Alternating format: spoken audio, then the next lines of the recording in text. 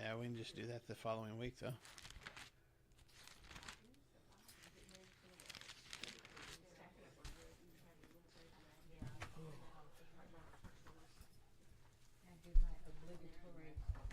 I had a couple of questions about this passage that I want to ask you before we got together. So, Oh, I just want to find out well, we'll just do it live then. as we go. Oh, cool. Same story as the one in John 12. Synoptic. The same thing.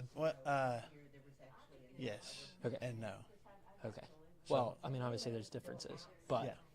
essentially it's the same. Because I know that they're on different days. But do you think they are the same event? Depends on which part of John 12 you're talking about. That's the very first part, John 12:2. We're talking about Right. they're in Bethany, but it's before the Passover, before the triumphal Right. entry. Because I think 13 is the same as this. It's the same of what we're talking about today. Uh-huh. Okay. 12 is in Bethany. I think Yeah. 13 is in a totally different place. So what you're 13. asking? 13 of Mark. No, John. John. Yeah. Okay. Yeah. So the story of the anointing is in Bethany in both places, right? Yes, but I see what you're saying. I thought you were talking about the last meal itself. Oh yeah. No. I'm sorry. No, just the anointing, in anointing. Bethany. Yes, I think it's. There's enough differences for it I to think have it's two happened different twice. things. Yeah, Okay. Okay. I do. Okay. Cool. I think one can mimic the other. I think, Sure. Yeah. Okay. Yeah, because one guy I was looking at was like, there's probably two different, maybe even three different times that it happens, but two of them are the same. Right. And so 'cause- he 'cause said also that this in- one in and John 12 it too are the happens same. At the, earlier. Yeah. So but I know that one's different because that's I know, but I'm saying even Simon. that, like that's the same book, two different things. Yes. And then you got, this other. I mean, Yes. it could happen multiple times. Yeah. I know it can. Because I'm that's just like, what's man, supposed to these are happen when you tame. go in the house anyway, is people getting their feet washed and all that kind of stuff. Yeah. Right. So Right. Yeah. But then this is different, even though the owner of the house is the same name and the same thing. by the way, did you happens. start the stream already? I did. So we're having this whole conversation. Yes, we right are. now. But Okay.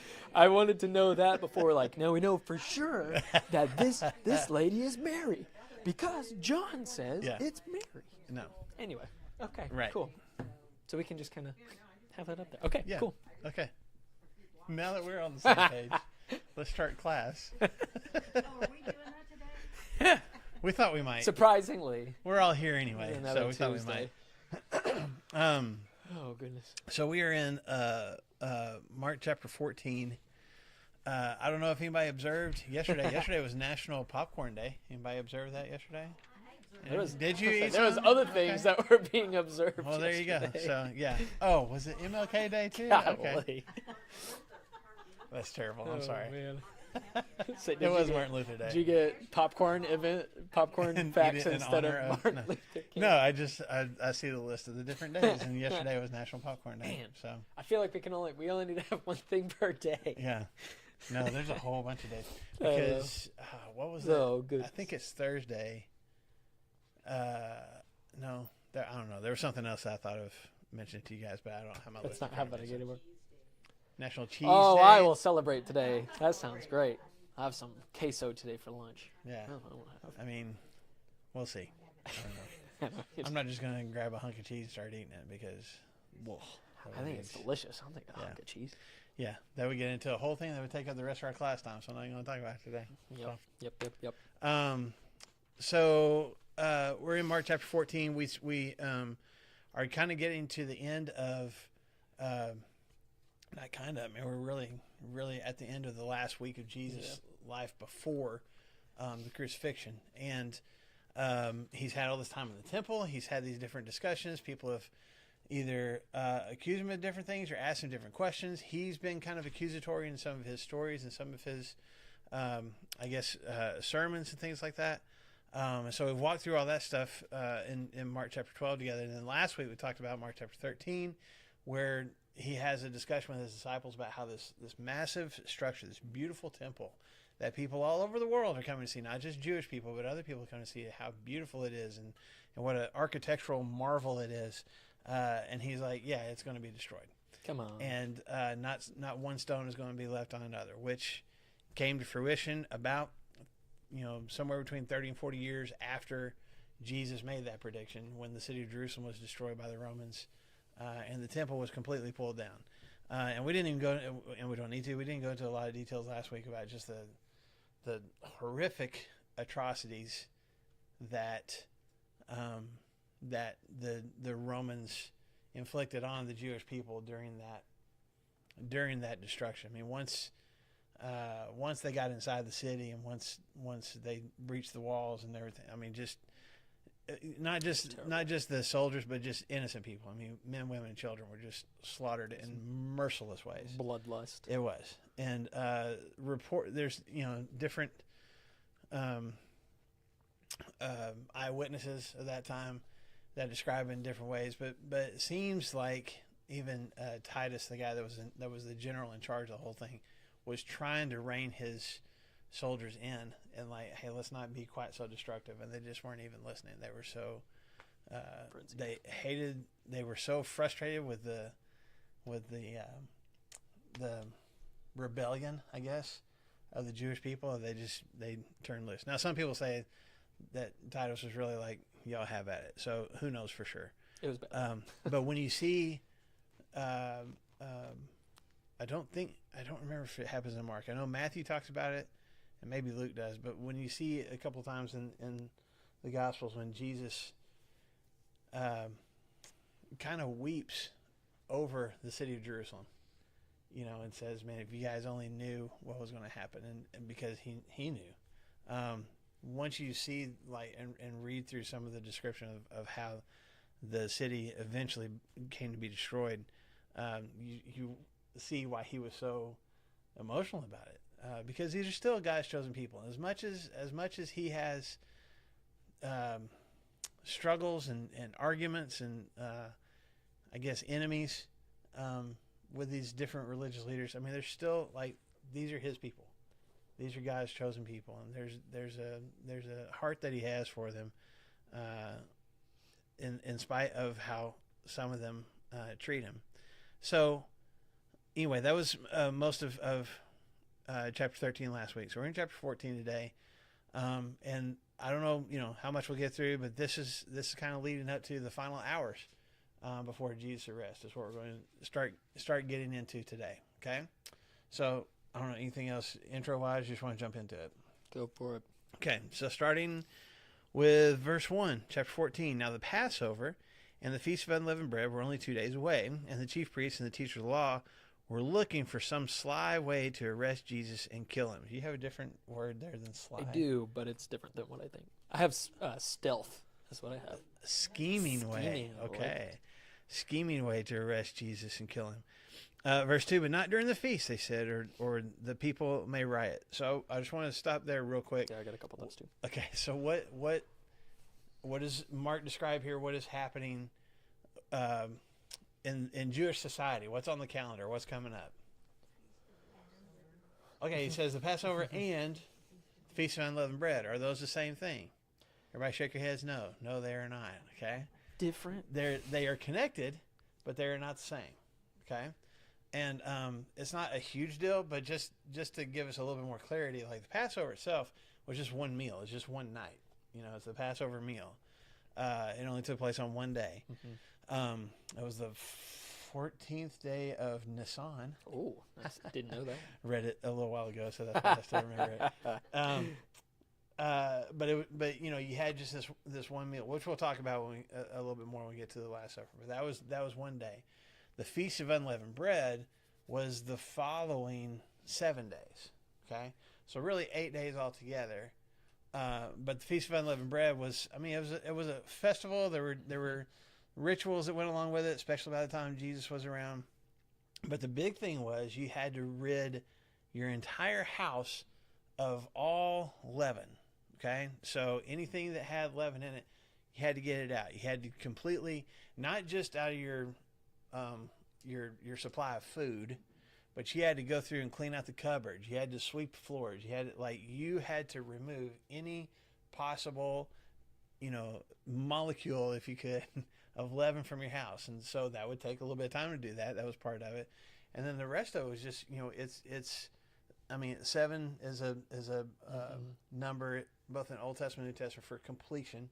We're completely doing it. So you're spending 7 days completely removing this leaven from your house. And symbolically, you are purifying yourself. You're purifying your house. You're purifying everything about you. You're getting out whatever might get in and grow, because that's what leaven does, right?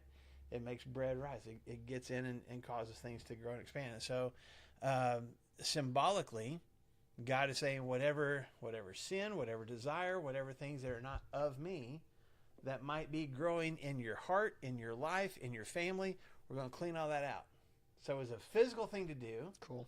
That had this spiritual significance to it. Does that make sense? Now, this has been going on, the Feast of Unleavened Bread, God gave his people that back in Exodus. Okay, so this has been a thing for thousands of years up to this point.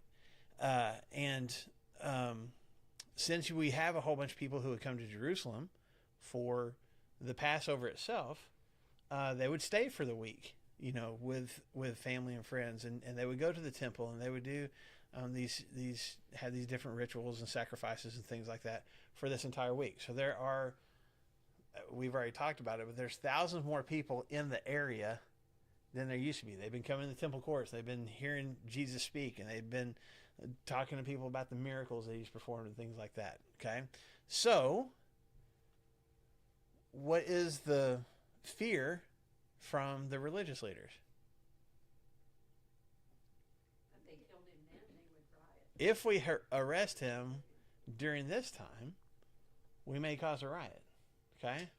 Pause there real quick. You said you had a couple of things on it too. Is that... No, that's the so you've got the chief priests and the scribes. Marshall talked, I think it was last week or the week before. Like we're talking about this is essentially like the Sanhedrin. Mm-hmm. We've got lots of all the people that are the important people that could condemn condemn Jesus to death are a part of the conversation that yes, we should do this. I just think it's interesting. I had stealth, you had scheming, sly, and then you have scheming. But then there's another word too. Was that all of them? Maybe that was it. But that's a lot, right? So the people that want to destroy Jesus know that they can't just come up and punch him in the face or shoot him point blank. We've got to do this kind of craftily, stealthily and stuff. And I don't really like the ESV's stealth word. I think that's not, I think y'all's is a little bit closer. But it's interesting that the leaders want to kill, right? Which is not okay. They deem that it's okay because Jesus is a heretic. Jesus is somebody that's going to lead the people of Israel astray, and by doing that will allow the Romans or whoever else to conquer them in entirety. So they think that what they're doing is a holy thing, right? But the word for like stealth, scheming, sly, and all that, it's just interesting that that's the way that they're going to try and kill him, because the Greek word for that is means like deceit and craftiness. Like, I'm going to figure out a way to do this kind of under the cover of darkness, and it's going to be, won't even really know what's happening. You don't even realize it's happening. Which is interesting because what is the depiction of the serpent, the first time that we see the serpent in Genesis chapter 3? Slithering. Crafty is the word that mine has too. Yeah, the Old Testament right? says the craftiest of all the animals yeah. or whatever. And so the Pharisees, because they're smart lawyers, they're not going to go out and shoot an arrow to the heart and immediately and he's dead. They're craftier than that. So they'll take after their father, as Jesus would say, like the serpent, and do something that's a little bit more crafty. And they think they're in control. They're just going to wait for the opportune moment. What's interesting is that, as we'll find out later on this chapter, Jesus is the one that provides them with that opportunity. Yeah. But so they're trying to do that. And anyway, that's a right there. But how long have they been trying to kill Jesus, by the way? Go back to the beginning of Mark, no? Yeah, the first time that they even say that is in Mark chapter 3. Yeah. At the beginning of Jesus' ministry. Yeah. So it's obviously grown in intensity. I think the conversations that they had in 11 and 12 and toppling over the tables is kind of a big deal. Well, that's what I was going to say. To your point, you said they're not going to use a straight on approach, but they have, Yes. like, and failed tried to. miserably. Like they've do. come and accused him of things, and then he's had really good answers that they couldn't get him straight on. Matter of fact, again, we're somewhat limiting ourselves to Mark, but John has a couple of almost comical kind of interactions where there's at one point, I think it's in John chapter 7, where they send soldiers to go grab Jesus. Like, just go get him, arrest him, bring him here, we'll take care of it. And the soldiers come back empty-handed, and they're like, What? "Where's Jesus?" And the soldiers are like, "Man, he said some really amazing stuff." And they're like, "Oh my gosh." And he's, So it's not that they are, this whole time they have been, they have been scheming this whole time, but they've tried the direct approach. And what they're realizing is, like, every time we try that, it doesn't work. So we've got to find some underhanded way, which is very holy of doing this. To try and do that. But we got to pay attention. Verse 2, we got to pay attention to the feast because people are going to riot. So we're a couple of days away from whatever this special occasion is. Okay, so I'm guessing that their thought process is, let's plan, let's scheme. We'll actually do this on the other side. Post Of unleavened bread. Yeah, we got a week to get on the other side of the festival, and then we'll take care of things. Okay, Cool. Verse 3, while he was in Bethany, we've talked about this city before. This is where Lazarus and Martha and Mary lived. Jesus had a couple of different experiences here. But it says, now he's in the home, verse 3, of a man known as Simon the leper. A woman came in with an alabaster jar of very expensive perfume made of pure nard. What's the word for it? Is that what you have? Yeah, that's nard? what I got. Okay. Mm-hmm. She broke the jar and poured the perfume on his head.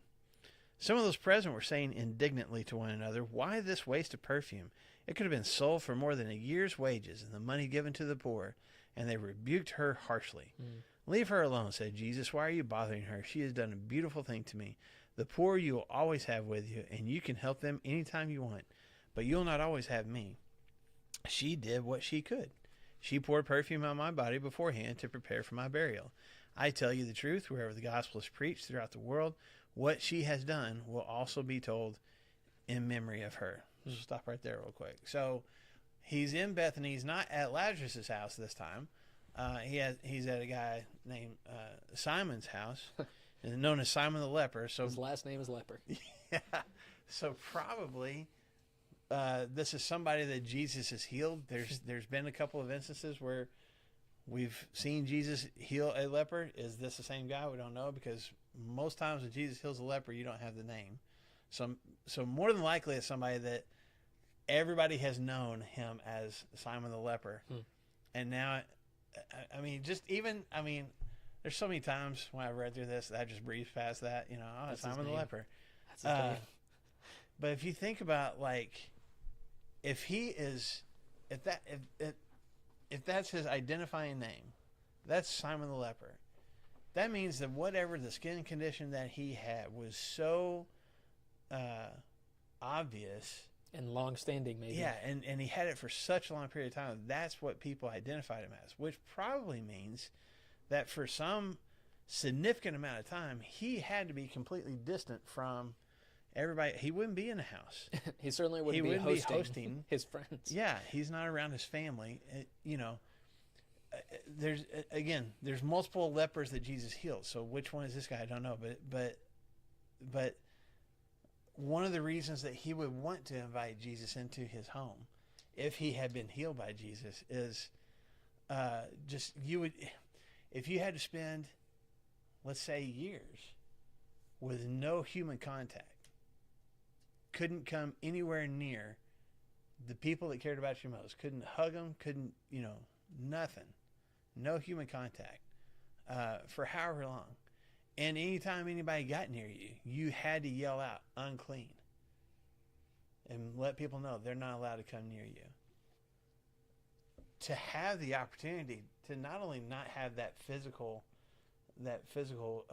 pain I'm sure that he was dealing with, but just to be able to connect with people. Who knows? I don't know for sure. My guess is that Simon probably hosted a lot of parties at his house.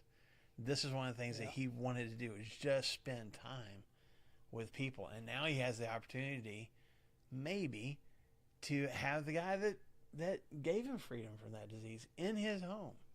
And just how excited he would be to be hosting this. Now, while they're having this meal, and we've talked about these meals before, they're not sitting in their chairs around a dining room table.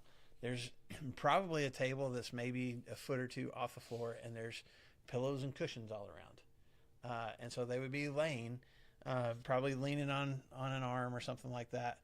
And it would be mostly the men that are laying around the table. The women would either be sitting behind or be standing behind and bringing, different things. I'm not saying this is the way it should have been, just the way it was. Descriptive. Okay. And this woman comes in with this expensive alabaster flask. This jar of this very expensive perfume, and does what with it?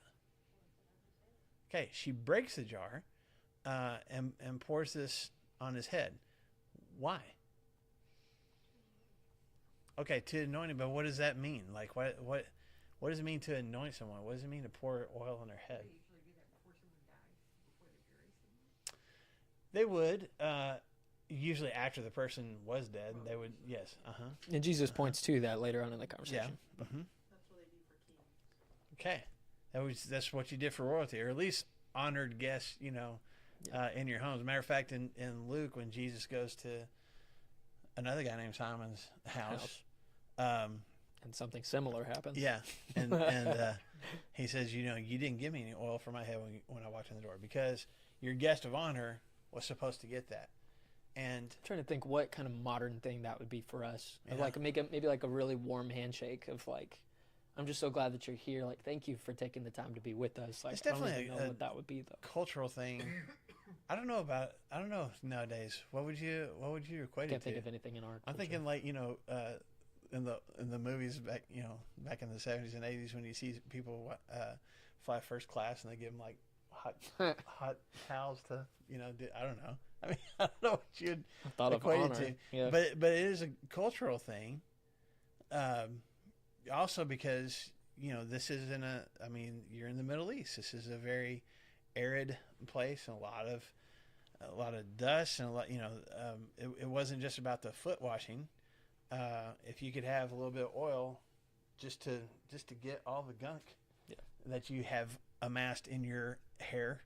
They didn't have hair products like we do nowadays, and so if you could have a little bit of oil for your head when you walked into a home of a guest, they would wash your feet. They give you a little oil, so you just kind of you just feel cleaner. Okay, at least in this time. Now, expensive oil, to your point, mine was reserved for royalty, for guests of honor. Things like that. So yeah, that kind of go ahead. Beds the question of, do any of you guys have pure nard? Anybody else have pure nard? Is there any other word? I just looked nard. Yeah. It comes from the spikenard plant, and the perfume is made from the roots, the rhizomes. They're crushed, and it makes an amber-colored oil. Okay. But it came from the Himalayas, Like Nepal, China, and India. Oh. It would have. So it's an import. It's not something that she would have. Yeah. Been able to import it to Yeah. begin with. Yeah. Yeah. This isn't some homeless woman off the street. Once you break, they were talking that they were kind of long neck, and you just break that neck off, and that means you're that- going to use it all. Yeah. Yeah. Because you can't put the cap back on. That's almost like a candle too. You open up the candle and start burning it. It's like, okay, now the smell is happening, and it's going to keep on burning. We don't have a way to stop it back up again. She breaks it, and she's not like, all right, one for the head, boop, and you got one for each foot and stuff, and just put it away back in her cloak so that she can use it for later. But we'll talk about it in a second. Yeah, Very so- costly. Yes. And pours it on his head, and immediately the reaction is what? They were indignant. Okay. What does that mean? And we've talked about it before. What does it mean to be indignant? I can't believe you did that. It's you're offended. Yeah. You're offended by somebody. Which is interesting. I just wonder, we'll talk about this in a second, but what could this woman have possibly thought the reaction was going to be? Or was she even thinking about that? That's probably the real question. Yeah, she loved him. She wanted to do it. And we'll just talk about, because Jesus comments on that, about how beautiful a thing it was. But for her to do something, to do that and to be so vulnerable and outside of, I guess, cultural customs, she's putting herself out there. She's sticking her neck out. And there was some there. So who is there? And this one says, for there were some who said to themselves indignantly, to themselves. I'm not sure. I'm probably a little bit. Well, no, they did to one another. Yeah, but then later they say it out loud. It says they scolded her, right? So who is this that's saying? Yeah, he's the money man. That's what we've got in John chapter 12. So we're saying some stuff out loud. Who else? So he's a disciple, first of all, not a Pharisee, not somebody that's an enemy of Jesus. I mean, who else would be in the house? Other apostles would have been there. So there's at least 12 other guys that could be saying this. Could be Simon, the leper. Yeah. Maybe Mary and Martha and Lazarus are there too. I don't know how big this house is and stuff. But these are Jesus's. This is a safe spot for Jesus in Bethany. And this woman comes in and does this. And then they said, why was this ointment wasted like that? What a word. Like, what she did to Jesus, she might as well just toss it in the trash. Might as well just pour it out on the ground for what she did. For the ointment, and I mean, it's interesting how they justify themselves, because I feel like Brandon does the same thing, because the ointment could have been sold for more than 300 denarii and given to the poor. My note, does anybody have a note on how much that would be in? Year's wages. Yeah. To side with these people, that's a pretty compelling argument, man. How much more could Jesus and the disciples could have done with that? But she wasted it. What a sin. What a egregious act that this one comes and wastes it. And it says they scolded her. I know you're coming back to it. They scolded her. Does anybody else have another word for scolded? Rebuked, yeah.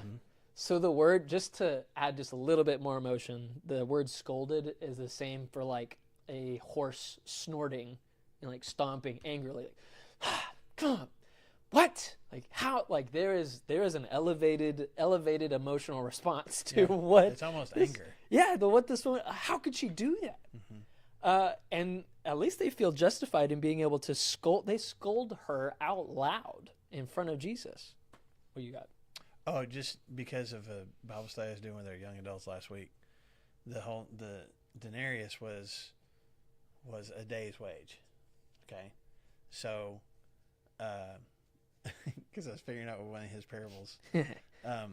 So just to do the math on this, if it's basically a year's wages, so if you do in Arkansas right now, I'm giving you the math. He just did the math. That's awesome.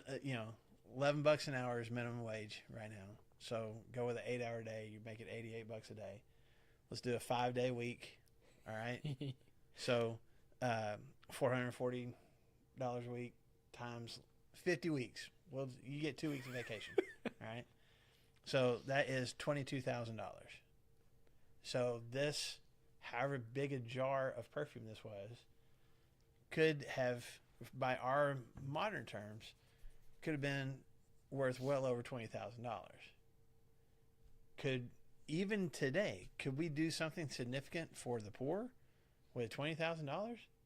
Yeah, for sure we could, right? I just think so. I think there's part of it. I'm not justifying their reaction at all. I see how they can get there for sure. Yeah, I see just the shock of.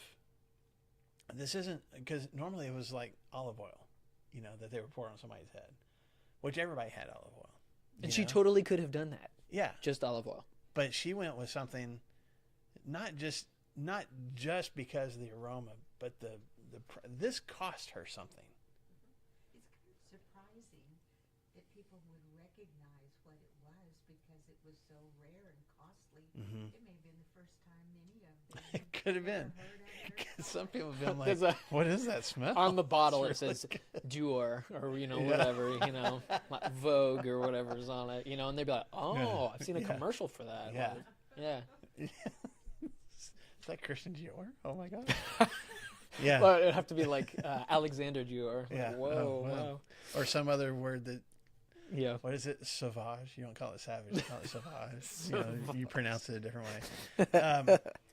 But yeah, there's this very bordering on anger reaction to her and people getting on to her, which, besides them talking amongst themselves, for them to verbally Scold. chastise her is significant. And maybe they think they're speaking on behalf of Yeah. of Jesus. Like, think he's gonna Jesus say the has same been kind thing. of this poor man's rabbi. He doesn't have like a place to live. He doesn't, any of his daily needs are being provided for the most part by other people. So he's kind of a common person. Like maybe there's part of it where they think that's not what you do for him. He's much more common than that, I mean, he rode in on the back of the donkey, but all right, that still didn't cost us anything. Like, this is very pricey what she did. And surely we've heard Jesus talk about money and talk about wealth and get on to people for allowing money to take control of their hearts. And here's this woman just wasting what could have been given to somebody else, given to the poor. I think the last thing I have to say just about the ointment itself is like, how did what item in my home is worth that much money, but I can't, maybe this was passed down, like this is an inherited, like something precious. I'm not sure, but and he calls this act beautiful. It's just interesting. If her motivations were pure and she loved him, like you said, Christy, she didn't have a second thought about the motivation behind it. And that's what he calls it. Look at verse 6. He's like, he gets back on them. Leave her alone. Like, immediately shuts down the criticism. Y'all leave her alone, okay?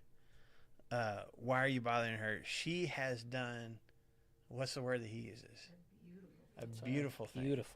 To me, Man. like this is something precious. This is something beautiful, and you should be praising her for it, not criticizing her for it. Why was it beautiful?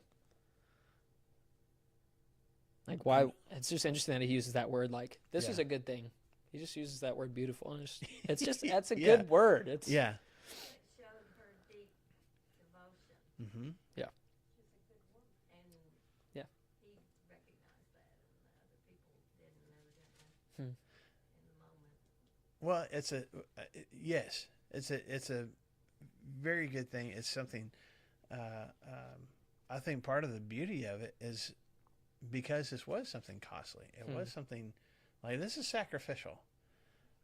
I don't know how she came to own a alabaster jar of Himalayan pure nard. Yeah. But obviously it's something that was, it had significance for her, because I can't remember who said it a minute ago. She could have used olive oil, or even, maybe a nicer oil, but to use something like this and just to pour it on Jesus' head, I don't know that there's no way that she knows I'm helping to prepare him for what's coming next. Like, this is for her a way to honor someone who means that much to her.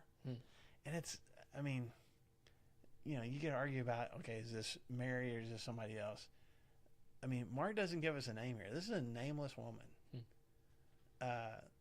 So she's obviously heard about Jesus, maybe had an interaction with Jesus. Maybe there's something that Jesus has healed her from, or just the fact that throughout Jesus' ministry, he actually pays attention to women and even empowers some of them in ways that they were not allowed to be before. She is so moved just by who Jesus is and what he says and what he does. How do you honor somebody like that? In her mind, you take the most expensive thing that you have and you say, here you go. I'm giving this to you. What was the one thing that the rich man wasn't willing to give up? Okay. Was he doing good things? Did he believe in Jesus? Seems like it. At least he knew he was a good rabbi. Believed in the things that he taught. Jesus said, there's one thing that you're lacking. You got something else on your heart, right? The widow woman, back at the end of chapter 12, what did she give? The last 2 coins that she had. She gave everything she had.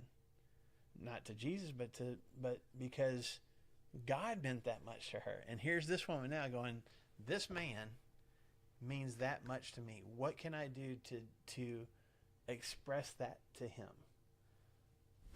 I've got this, who knows how long this bottle's been sitting on the shelf. I've got this jar of perfume. I'll give that to him.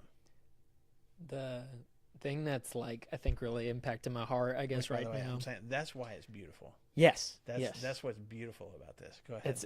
It's done out of love, and it's almost a spontaneous, like, yeah, of course I'll do this. She may not have known that she would be rebuked by Jesus' followers, but the thing that's impacted my heart is that this is not practical at all. Like it's one of those things that if you think too hard about it, it's one of those things where, the Holy Spirit is like, this is what you should do. And if you think too hard about it, you're like, no, I shouldn't do that thing. But it's just like, man, that happens to me so often. I feel like of the Holy Spirit's like, hey, do this thing. And you're like, yeah, that doesn't make sense though. But That's logically, not, but no, it's not practical. Surely not what you're calling me to. And that's what's so cool is that Yeah. she's, it doesn't matter about practical. It's about, I love this man and I'm going to show him my devotion. I'm going to give him everything that I have. And it doesn't matter if it's practical or not. Yeah. 2 other things about this, and then we'll keep moving. Look at what Jesus describes in verse 8. What does he say about this woman? The first sentence there in verse 8. She did what she could. Okay? She did what she could. What the widow woman with the 2 coins? Did She what did she what could. I mean, that is one of the earmarks of Jesus' ministry and his followers. Just do what you can do. I'm giving you ability. And when he sent out his disciples, go teach, go, do what you can do. Do what I have gifted you the ability to do. This woman is doing what she could. Now, he goes on to say from there, she's helping to prepare my body for burial, which is what you brought up a minute ago, Sharon. Does she know that? I mean, at this point, does anybody know, even though Jesus has said it 3 different times to his disciples? I mean, he's very clear. Okay, but he said, I'm going 3 different times. I'm going to Jerusalem. I'm going to be arrested. I'm going to be killed. And this is who's going to do it. Yeah. But it hasn't happened yet. Not only has it not happened yet, when he went into Jerusalem, where they think the killing is going to happen, the arrest and killing is going to happen, what actually happened? Triumphant entry. He came in a parade, and everybody's like, the king is here. Yeah, and then he goes in the temple, and he turns over tables and kicks everybody out. And then, when they still try to come and accuse him of stuff, he refutes all those things. The death part is probably pushed back to the back of their minds. Like, this is the Messiah. This is the king. It's happening. It's happening. We're watching it happen. Yeah. And Jesus is kind of like, yeah, the death thing is coming up. The thing that I told you about, it's almost like a quick, that's very near. I don't think that this woman has any clue about that. I don't think. Maybe she did, but that doesn't seem to be the motivation for it.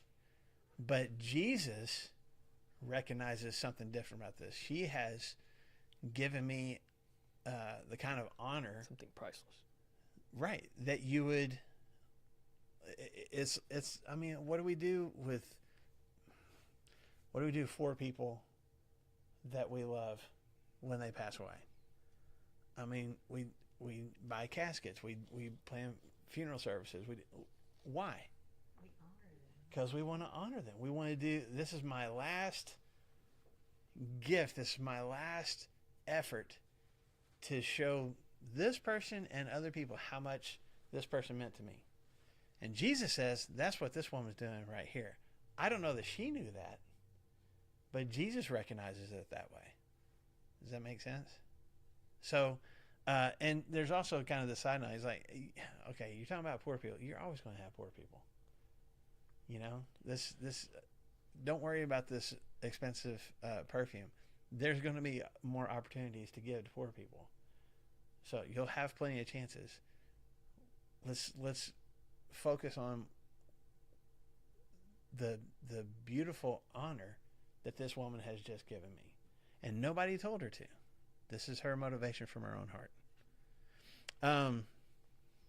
Which he also says what she's done for generations to come will be told in memory of her. Here we are. Which is right now. 2,000 years later, we're talking about her. So, verse 10, then Judas Iscariot, one of the 12, went to the chief priests to betray Jesus to them. They were delighted to hear this and promised to give him money, so he watched for an opportunity to hand him over. So, Mark doesn't go into a whole lot of details about Judas. Some of the other gospel writers do. Mark just kind of gives you a quick little paragraph here. But he mentions it. He's like Judas Iscariot, but he's like, it's one of the 12. It's one of the inner circle. Initiates this plan. Now you could look at, I think it's in Luke. It's the religious, the Jewish leaders that come to Judas, and see if he wants to figure out a way to betray Jesus. So then some people are like, well, then the Bible contradicts itself. I think both can be true.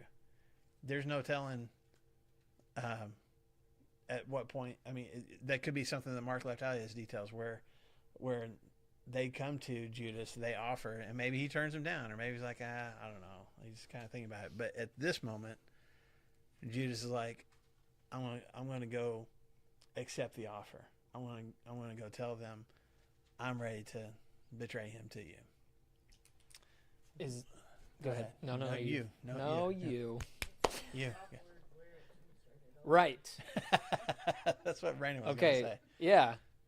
For those of you watching online, the question was, it seems awkward that it's just placed right here. Right? That's a beautiful thing. And then this beautiful thing happened, and Judas says, well, I'm going to go betray the Son of Man. Is there any connection between where we started chapter 14 and where we just ended right there with Judas leaving?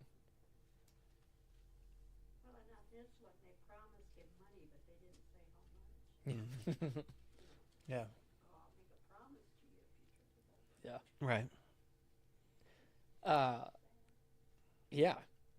There is I'm still not sure if it's the same event or not. Go ahead. In John chapter 12, there is a similar event, if not the same event, but I'm not sure. There's enough to where it could be different. There's enough there. It's quite possible it's two different anointings. Right. So similar things, but we don't have to capitalize on that as much as where Judas is still at. So in John chapter 12, something similar has happened. I'll just start in verse 3, chapter 12, verse 3. Mary, they're saying that this time it's Mary. Mary, therefore, took a pound of this expensive ointment made from pure nard and anointed the feet of Jesus and wiped his feet with her hair. The house was filled with the fragrance of the perfume. Now, this is the main part. Verse 4, but Judas Iscariot, one of his disciples, he who was about to betray him, which, by the way, every time that scripture says Judas Iscariot, it always says, remember, this is the guy who's going to betray him. So, yeah. Okay. And he said, why is this ointment not sold for 300 denarii and given to the poor? Verse 6, he said this not because he cared about the poor, but because he was a thief. Having charge over the money bag, he used to help himself to what was put into it. Okay, so whether or not this is the same event, up to deliberation. But what kind of man is Judas? According to Scripture, what kind of man is Judas? Selfish. He's selfish. He's a thief. Greedy. He's a thief. So that means he's deceptive already. He's deceptive already. Mm-hmm. The disciples probably post-resurrection and stuff are kind of able to put things together of like, man, he did kind of just leave and then come back with food. And for some reason he had, different writing utensils, and he came back with an abacus one time, he just comes back with extra stuff. And you're like, oh, what? And then they look back and like, it's because he was stealing from the purse. This guy's not okay. So you say it's awkward that all of a sudden Judas goes and betrays. Is there a connection then between what is happening right there and Judas going and betraying? It seems like it. Well, it would have been, had she sold it, he'd have had more money. Exactly. Yeah. Something's If been she goes going... and sells this and brings it to Jesus and his disciples, who's going to be in charge of the distribution? And there's so many poor people that we could feed and provide for. What's a new pair of sandals for Judas? Yeah. Amidst all of that stuff. I don't really know. But Jesus had known about it for a long time. 'Cause Yes. where was it way back when he said there's a devil among Yeah, us? come on Yeah. now. He was talking about Judas. Yeah. But Nice. if Jesus killed all of his source of money, it's going to go away. Mm-hmm. Or he's able to run away with it or something, if all the disciples are going to spread out and stuff, maybe he's like, oh, I just ended up with the money bag and get out of there too. So it's... Jesus, like, in his mind, what he thinks Jesus is there for to Mhm. happen. He's forcing it to happen sooner. Right. Now whenever you put some pressure on Jesus, like a pressure cooker, now all of a sudden he's going to come forth as this conquering hero. But that doesn't happen. So just from these couple of verses, what is some of Judas's highest values? It's got to be Obviously, money. money. Mm-hmm. That's a big thing, and at the source of that pride too, of like, yeah, I can steal some of that. This is fine. I've deserved it. There's something about him that is allowing himself to go down that road and be like, okay, yeah, this is all right. He looks at this waste of perfume, waste of nard that could be used for the poor, and I think that there's probably this such self-righteousness that he feels, deceived self-righteousness of like, man, all of this stuff. And at least in my mind, I feel like you're in the same spot, or I feel you're about to be in the same spot. This is the tipping point for Judas, where he says, this is ridiculous. I cannot continue the road that we're on right now. And so to mend the little bit of awkwardness right now, he's like, okay, all this happened, it's poured out, he's wasting it on himself. And then he says that it's better for him to be anointed with $22,000 worth of perfume than the poor. That's ridiculous. And this is a turning point for him where he says, okay, point of no return. I'm done. I'm going to go and betray him. Because after that it says, and when they had heard it, they were glad and they promised to give him money. And he sought an opportunity to betray him. So he enters into this deal with these guys back in Mark 14. That's where I think that the link is, at least.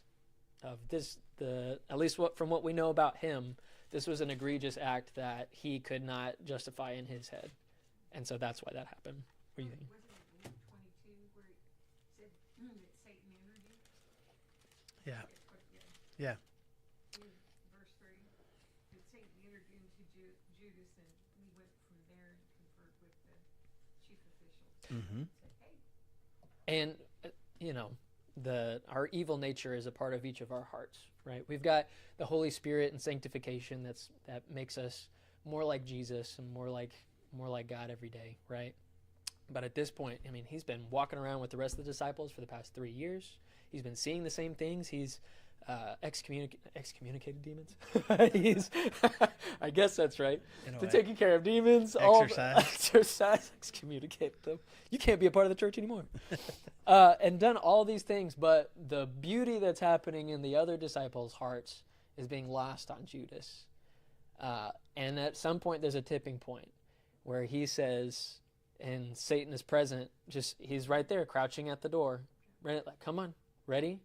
And then he gives in. Satan entered into his heart and he said, I'm going to go with that. I'm going to go with that. And then he moves and puts things in motion that can't be undone. I think back in, was it chapter 3 or chapter 6? I can't remember which one. I think it's 6. When Jesus officially made different disciples into apostles. Judas was one of them. 6, you're right. this is my theory.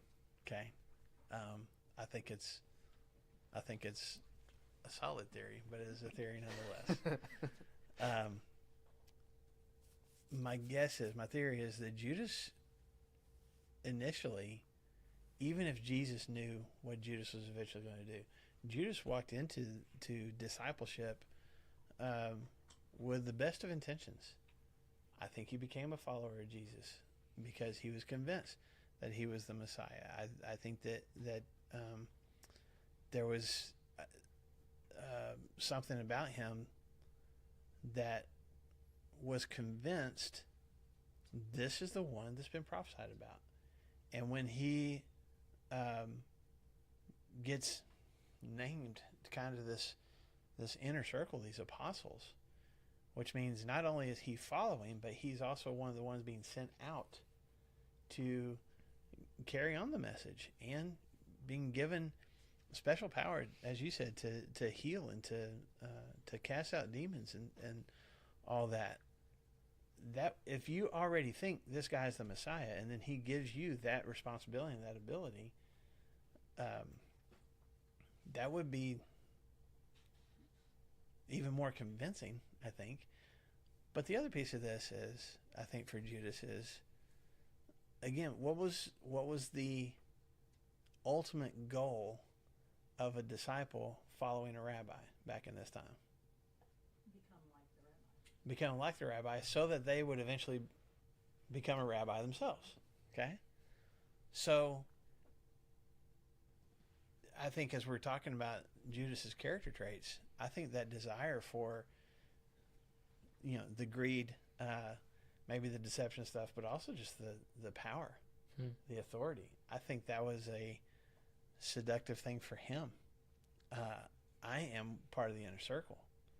I've been given power. I've been given authority. And I'm watching this rabbi that I'm following do all these amazing things, which means that the longer that I follow him, what does that mean for me?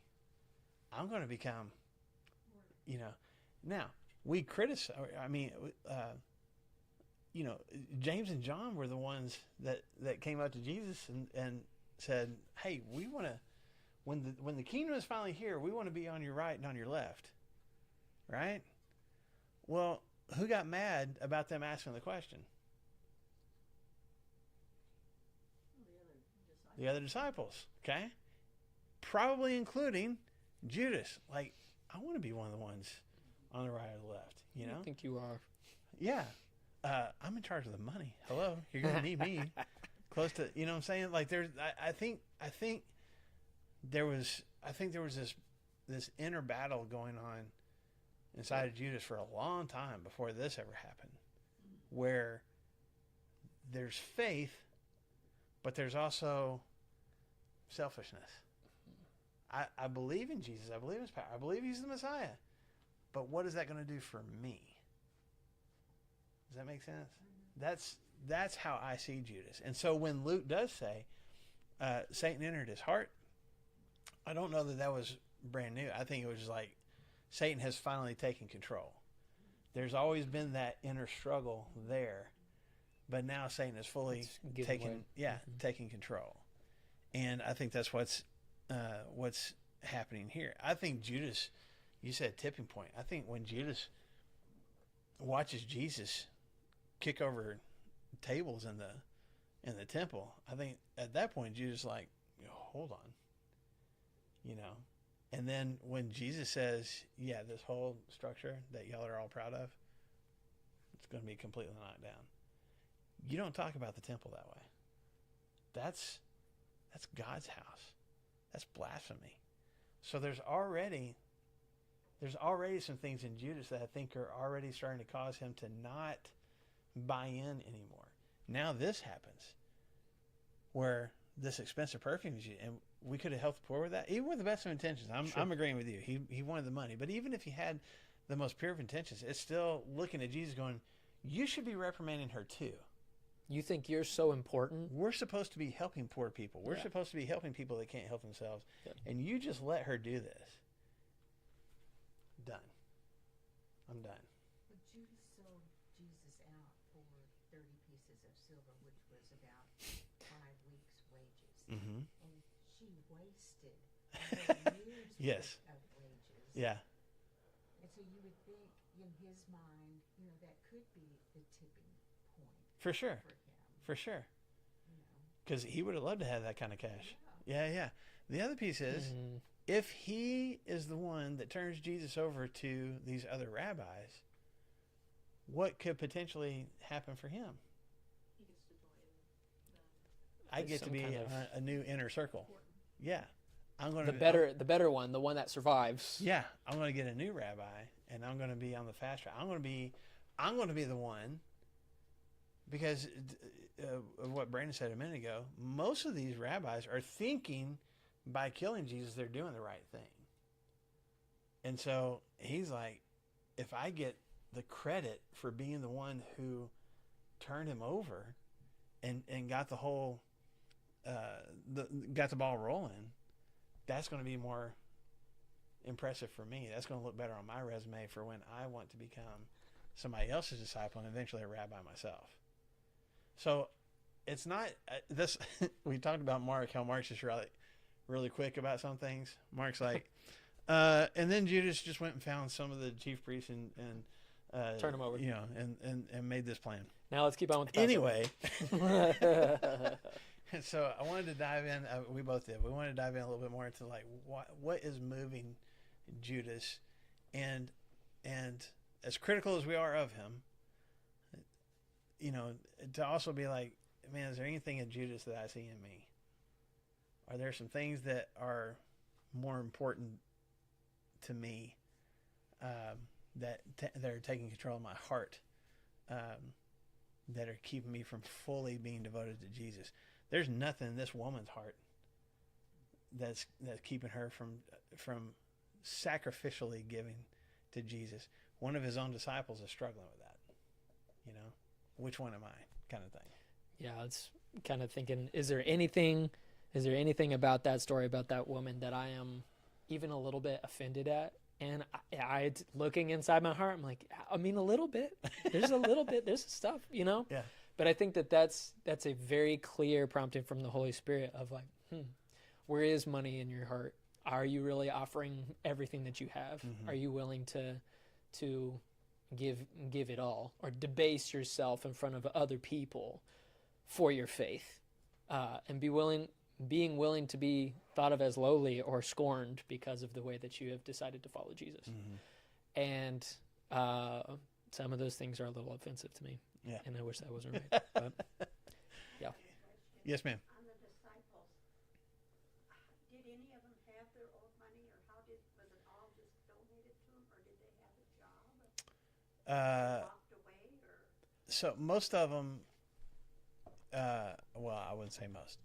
They might have had work that they were doing, like the four guys were fishing. Matthew was a tax collector, so it could be that all 12 of them had some other source of income, and it's not clear. It's not completely clear whether they just completely abandoned that and never went back to it again. I think so. I think they spent pretty much the bulk of their time following Jesus around. But we also know there were different women that followed Jesus that specifically, I mean, all Scripture says is that they took care of the disciples' needs. What does that mean?